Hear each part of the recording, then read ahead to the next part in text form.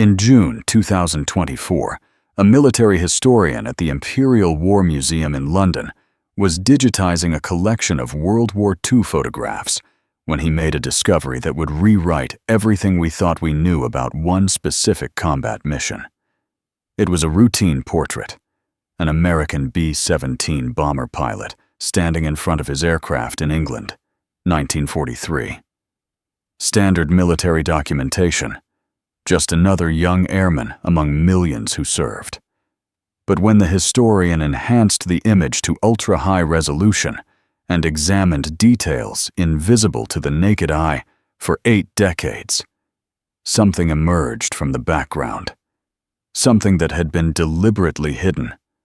Something that shouldn't exist in any official military photograph.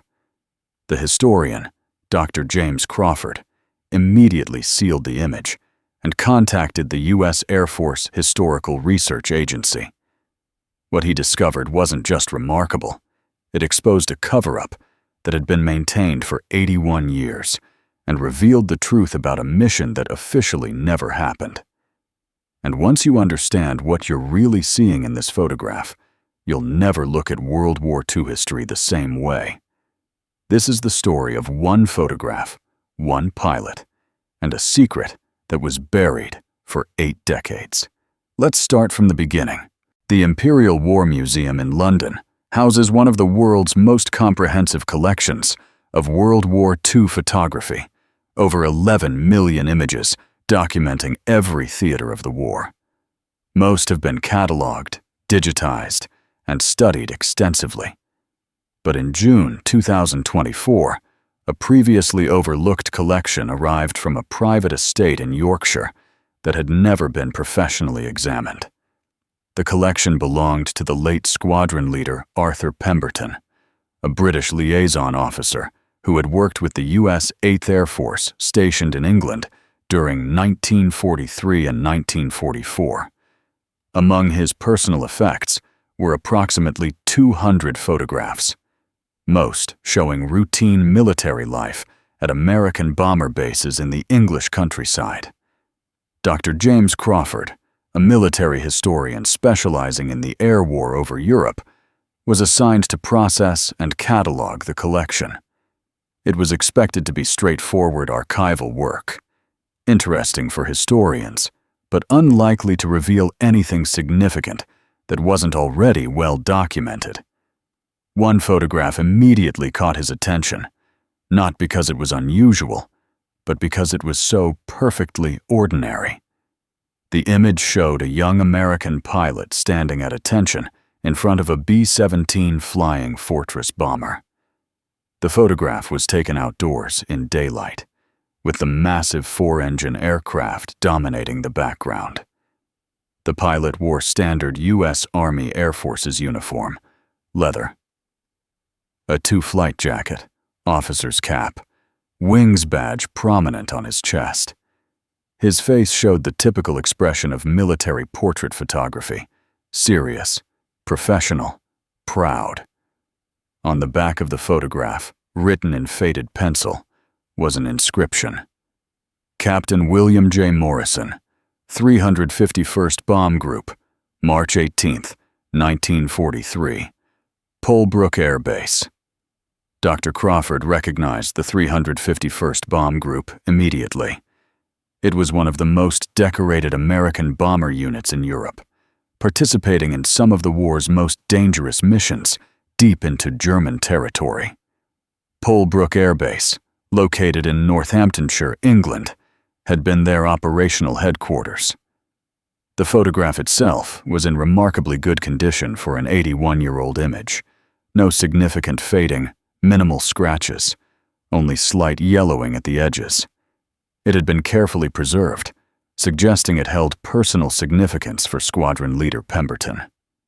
At first glance, I almost set it aside as routine documentation, Dr. Crawford later explained in interviews. We have thousands of similar photographs, pilots posing with their aircraft. It's standard military photography from that era, but something made me look more carefully. What caught his attention was subtle, almost imperceptible without close examination. The photograph's composition seemed slightly off-center. The pilot was positioned to the left of frame, leaving unusual empty space on the right side. In typical military portrait photography, the subject would be centered or positioned to show more of the aircraft. This framing was awkward, almost as if something had been deliberately excluded from the shot. Dr. Crawford decided to scan the photograph at high resolution using the museum's advanced digitization equipment, a Phase 1 IQ-4. 150 megapixel camera system capable of capturing 150 megapixels. This level of detail would reveal elements completely invisible to the naked eye. The resulting digital file was massive, 4.3 gigabytes. When Dr. Crawford opened it on his laboratory monitor and began examining details at 400% magnification, he noticed something that made his hands freeze on the keyboard. In the background, partially visible behind the B-17's tail section, was something that shouldn't be there. A shape. Dark, deliberately obscured by the angle and lighting, but unmistakably present. At normal viewing resolution. It was invisible, just a shadow among the complex shadows cast by the aircraft. But at extreme magnification, it became clear. There was a second aircraft behind the B-17. An aircraft of a type that Captain William Morrison, according to all official records, should never have been near in March 1943. Dr. Crawford spent the next hour examining every millimeter of that background area, and what he discovered would lead him down a path of investigation that would ultimately expose one of World War II's most closely guarded secrets. Dr. Crawford had spent 15 years studying World War II aviation history. He could identify aircraft types from silhouettes, engine configurations, wing shapes, and dozens of other technical details. The shape emerging from the enhanced photograph was unmistakable and completely impossible according to official historical records. Behind the B-17 Flying Fortress, partially concealed by shadows and the angle of the photograph, was a twin-engine bomber. But it wasn't an American B-25 Mitchell or B-26 Marauder. It wasn't a British Mosquito or Wellington. The distinctive engine cowling design, the wing configuration, the vertical stabilizer shape, they all matched one specific aircraft type. It was a captured German Junkers Ju-88. Dr. Crawford sat back from his monitor in disbelief. A German bomber at an American airbase in England in 1943? That made no sense. The Ju-88 was one of Germany's most versatile and effective combat aircraft, used for bombing, reconnaissance, and night fighting. Finding one in Allied hands would be significant. But finding one at an operational American bomber base, photographed casually in the background of a routine portrait, suggested something far more complex. He enhanced the image further, focusing on every visible detail of the partial aircraft. The more he revealed, the stranger it became. The Ju-88 in the photograph wasn't damaged. It wasn't a wreck being studied for intelligence purposes. It appeared to be intact, operational, and deliberately parked on the airfield alongside American aircraft. Even more puzzling, the visible portion of the German aircraft's fuselage showed what appeared to be fresh American military markings. A white star in a circle, the standard U.S. Army Air Force's identification symbol, was clearly visible on the portion of fuselage showing behind the B-17's tail. That's when I realized this wasn't a mistake or a curiosity. Dr. Crawford later explained. This was evidence of an operation that had been deliberately kept secret. Someone had captured an enemy aircraft, brought it to England, marked it with American insignia, and was using it for purposes important enough to keep classified for 8 decades. Dr. Crawford began searching through military archives for any reference to the 351st Bomb Group having contact with captured German aircraft in early 1943. Official unit histories made no mention of it. Combat reports were silent. Mission logs showed nothing unusual for March 1943, just the standard rotation of bombing missions over occupied Europe. But then he found something curious in the squadron duty rosters. Captain William J. Morrison's name appeared regularly through February 1943, listing him as pilot of B-17F, serial number 42-29532, nicknamed Lady Luck. But on March 19, 1943, the day after this photograph was dated, Morrison's name disappeared from active duty rosters. For 3 weeks, there was no record of him flying any missions. No indication of injury, illness, or leave. He simply wasn't assigned to any aircraft or listed on any mission logs. On April 12, 1943, Morrison's name reappeared on the rosters, now listed as pilot of a different B-17. Serial number 42-30177. No explanation was given for the 3-week gap or the aircraft change. Dr. Crawford expanded his search.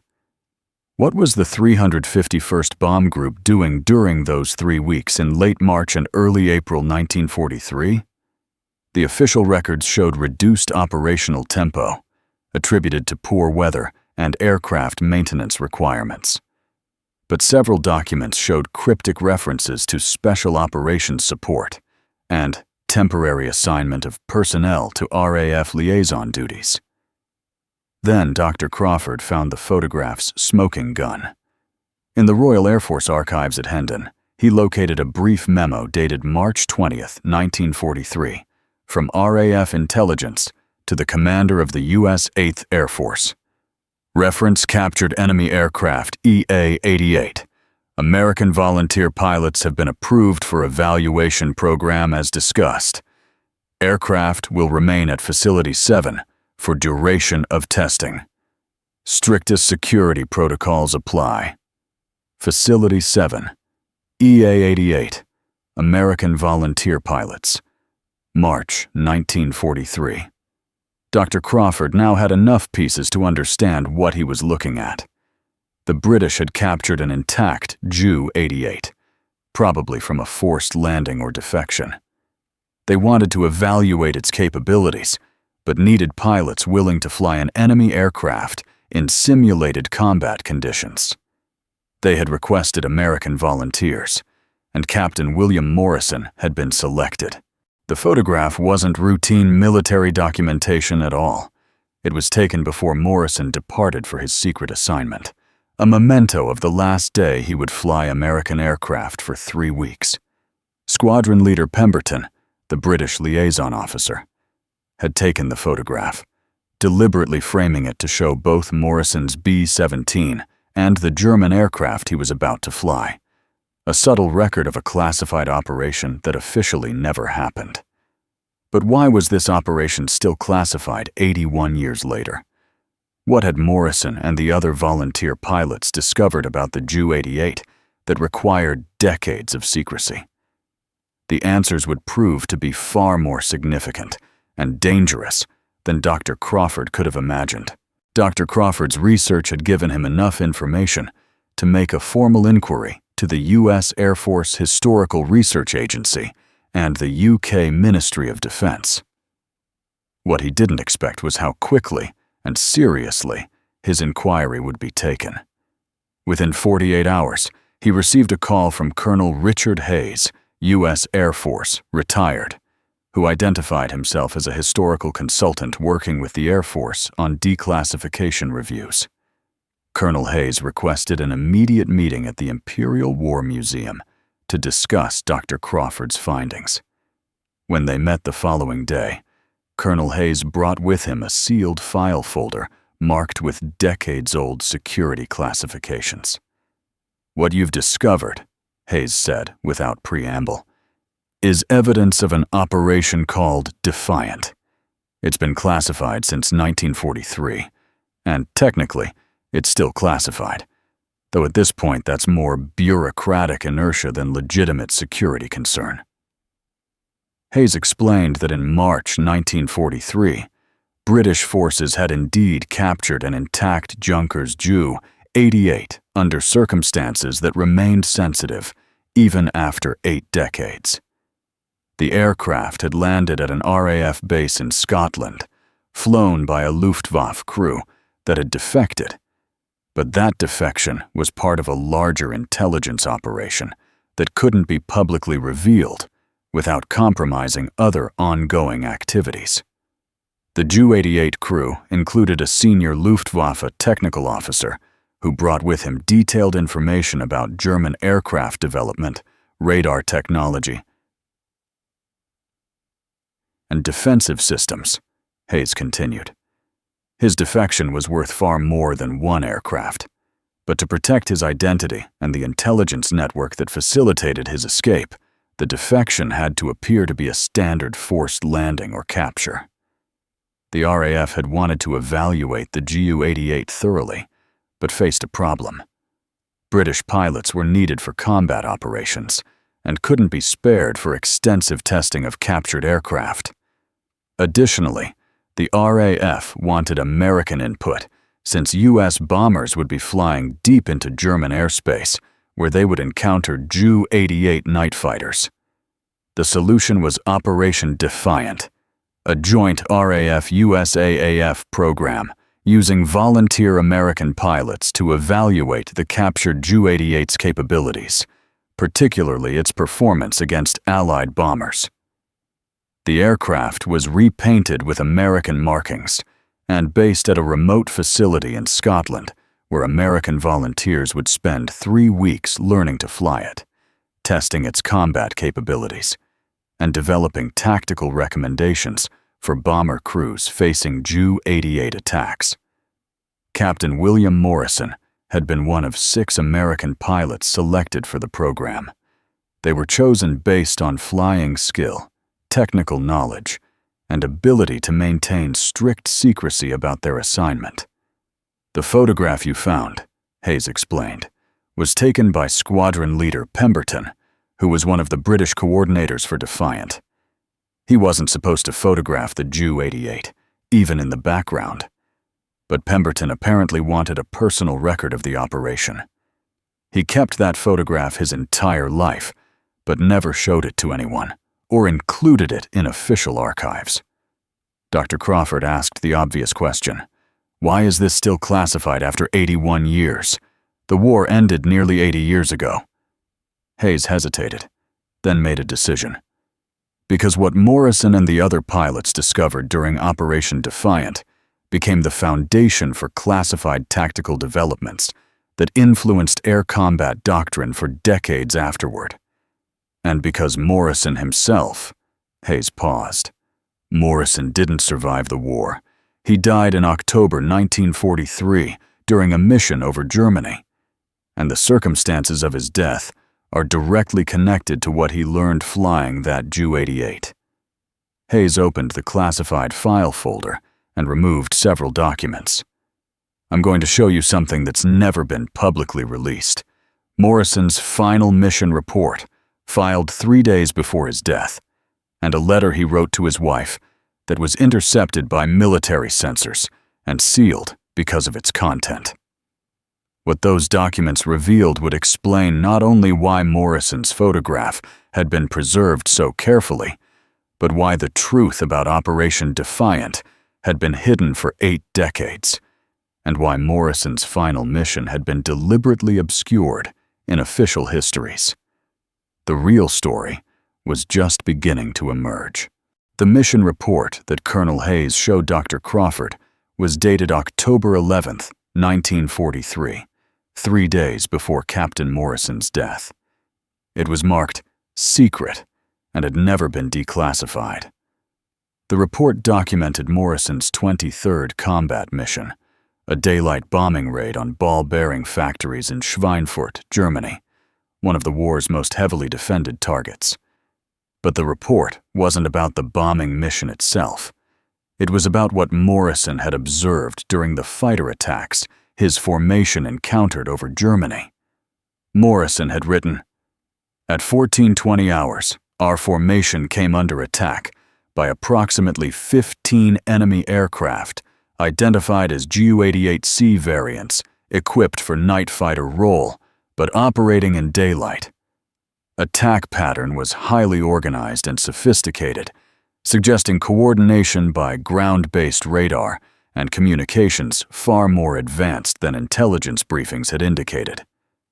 He continued, "During my evaluation flights in captured Ju-88, March 1943 classified program, I was trained on the aircraft's SN-2 radar system and observed its defensive capabilities. The aircraft attacking our formation today demonstrated coordination and tactical awareness that can only be explained by real-time ground control, vectoring them to optimal attack positions. This represents a significant advancement over the radar capabilities we evaluated 6 months ago." Dr. Crawford looked up at Colonel Hayes. He was using his knowledge from flying the captured aircraft to analyze German tactics? "Exactly," Hayes confirmed. Morrison had become one of the few Allied pilots who truly understood how German night fighters operated because he'd actually flown one. He could recognize patterns and capabilities that other pilots couldn't.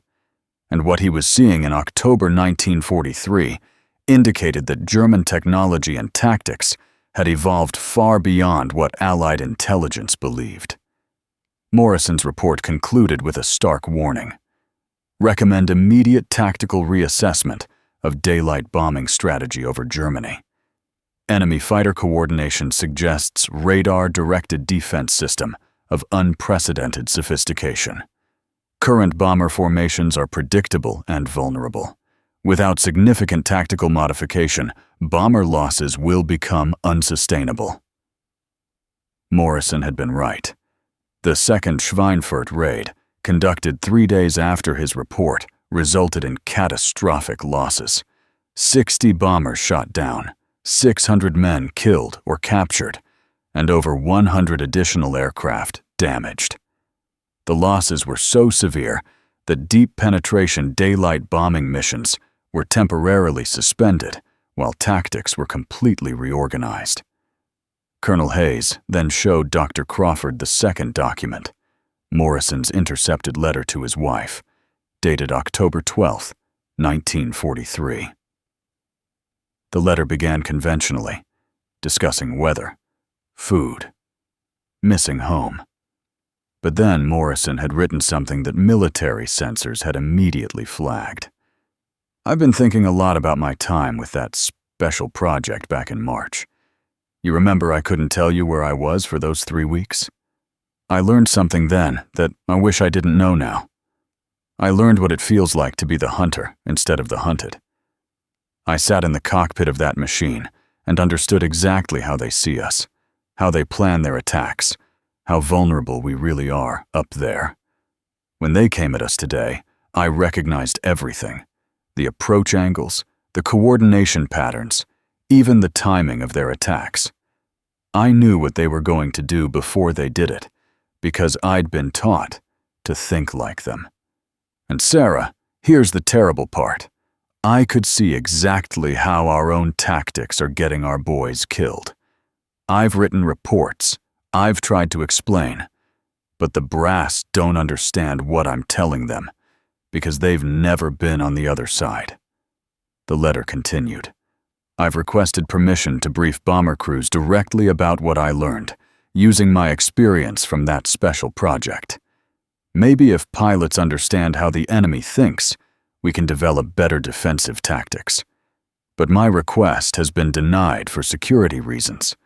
So I watch good men die in patterns I could predict, and I can't tell them how to survive because the information is classified." Morrison concluded, "If something happens to me, I want you to know I tried. I tried to use what I learned to save lives. I hope someday the Air Force will declassify what we did back in March and use that knowledge properly. Every pilot should know what I know." 2 days after writing that letter, Captain William Morrison was killed when his B-17 was shot down during a mission over Dusseldorf, Germany. He was 26 years old. "We believe Morrison was specifically targeted," Colonel Hayes said quietly. German intelligence had identified him as a particularly effective bomber pilot who seemed to anticipate fighter tactics. They may have known or suspected that he had special knowledge of their aircraft and systems. His bomber was singled out for concentrated attack by multiple fighter aircraft, which was unusual. Dr. Crawford sat in stunned silence, absorbing the tragedy of Morrison's story. A pilot who had gained unique knowledge about enemy capabilities, who had tried desperately to use that knowledge to save his fellow airmen, but was prevented by secrecy protocols from sharing what he knew. And then was killed, possibly targeted because the enemy knew he understood too much. "Why keep this classified for so long?" Dr. Crawford finally asked. "Morrison has been dead for 81 years. Why not honor what he tried to do?" Colonel Hayes's answer would reveal the final piece of this tragic puzzle. Colonel Hayes closed the classified file folder and looked directly at Dr. Crawford.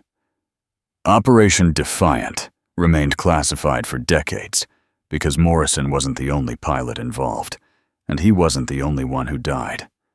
Of the 6 American pilots who flew the captured Ju-88 in March 1943, 4 were killed in combat by the end of that year. The survival rate was 33%, compared to a 50% survival rate for bomber pilots who didn't participate in the program. Hayes explained that post-war analysis had revealed a disturbing pattern. The pilots who had flown the captured German aircraft demonstrated significantly better tactical awareness and defensive decision-making in combat. They avoided attacks more effectively, recognized threats earlier, and survived encounters that killed less experienced crews. This made them both more valuable and more vulnerable. German intelligence monitored Allied bomber formations constantly, Hayes continued. They noticed that certain aircraft consistently evaded attacks that should have been successful. Those aircraft were marked for concentrated attack by multiple fighters simultaneously. Morrison's B-17 was on that list. So were the aircraft flown by 3 other Defiant pilots. The Air Force had recognized the problem by late 1943, but faced an impossible dilemma. The knowledge gained from Operation Defiant was incredibly valuable. It informed tactical development that would save thousands of lives later in the war. But individual pilots who possessed that knowledge became targets. The solution was to disseminate the tactical lessons broadly through new training programs without revealing their source, while quietly removing Defiant participants from combat operations. 2 pilots survived, Hayes said. They were pulled from combat in December 1943 and reassigned to training duties in the United States. They were told never to discuss Operation Defiant and were required to sign additional secrecy agreements. Both men lived long lives. One died in 1998, the other in 2003. Neither ever spoke publicly about flying a German bomber. But Morrison and the 3 others had been killed before they could be removed from combat. Their deaths were recorded as routine combat losses, nothing unusual or suspicious. Only decades later, when historians analyzed German records captured after the war, did the pattern of targeted attacks become clear. "We kept Operation Defiant classified partially because of legitimate Cold War security concerns about revealing intelligence methods," Hayes explained. But honestly, by the 1970s and 1980s, the main reason for continued classification was embarrassment. The Air Force had gotten 4 brave pilots killed by letting them remain in combat after they'd been compromised. Nobody wanted to admit that publicly. Dr. Crawford asked about Morrison's family. Had they ever learned the truth? Hayes nodded. Sarah Morrison, William's widow, received the standard notification that her husband had been killed in action. She received his medals, including the Distinguished Flying Cross. She lived until 1987, remarried, had 3 children with her second husband. She never knew about Operation Defiant, or that William had been writing reports trying to save lives in the weeks before his death. But there was one more revelation. Hayes opened his briefcase and removed a small leather journal. This was recovered from Morrison's personal effects after his death. It was sealed and classified because of its contents. I'm authorized to donate it to the Imperial War Museum for public display, along with the declassified files from Operation Defiant. Dr. Crawford carefully opened the journal.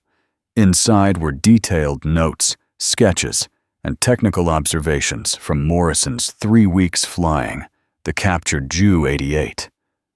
But more than that, there were personal reflections about the strange experience of flying an enemy aircraft, understanding an enemy's perspective, and trying to use that knowledge to protect his fellow airmen.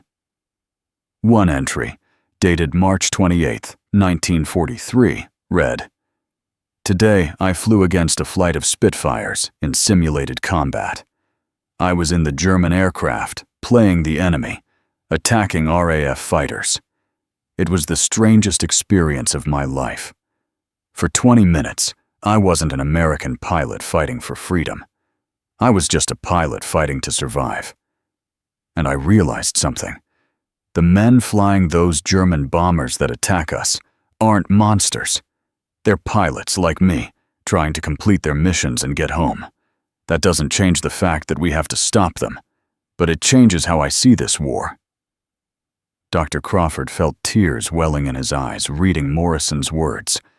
This young pilot, given a unique opportunity to understand his enemy, had emerged not with hatred, but with tragic wisdom about the nature of war itself. "We're preparing a full disclosure about Operation Defiant," Hayes said. "The photograph you discovered will be the centerpiece of an exhibition about the program. Morrison's journal, his reports, his letter to his wife, all of it will be released to the public after 81 years of secrecy." In November 2024, the Imperial War Museum opened an exhibition titled Operation Defiant, the secret program that changed air warfare. The photograph of Captain William Morrison, standing in front of his B-17, with the captured Ju-88 barely visible in the background, was displayed alongside his journal, his declassified reports, and information about the other 5 American pilots who flew enemy aircraft to gain tactical knowledge. Among the exhibition's visitors was an elderly woman named Jennifer Morrison Clark, who approached Dr. Crawford during the opening reception. "William Morrison was my father," she said quietly. "I was born in 1944, 6 months after he was killed. My mother never remarried. Hayes got that detail wrong. She told me stories about my father my whole life, but there were always gaps she couldn't explain. 3 weeks in March 1943 when he was somewhere she didn't know. Reports he'd written that she was never allowed to see. Now, finally, I understand." Jennifer shared that her mother, Sarah Morrison, had always believed William had died trying to protect his fellow pilots. She said he was the kind of man who couldn't stand by and watch others suffer when he had knowledge that could help them. She was right, wasn't she? Dr. Crawford nodded. "Your father tried to use what he learned to save lives. He wrote reports. He requested permission to brief other pilots. He pushed for tactical changes. The fact that those changes came too late to save him doesn't diminish what he tried to do." Jennifer looked at her father's photograph, a young man in a leather flight jacket, standing proudly in front of his bomber, with the enemy aircraft he'd secretly flown barely visible in the shadows behind him. "Thank you for finding this," she said. Thank you for making sure people know what he did." The photograph had revealed its secret after 81 years. But more importantly, it had restored the truth about Captain William Morrison's service and sacrifice. His name was William James Morrison. He was 26 years old when he died. He flew both American bombers and captured enemy aircraft. He tried to use unique knowledge to save his fellow airmen. And now, 8 decades later, his story would finally be told properly, not as a routine combat loss, but as a testament to courage, wisdom, and the tragedy of knowledge that came too late. This is William Morrison's story, and now you know the truth behind that photograph from 1943.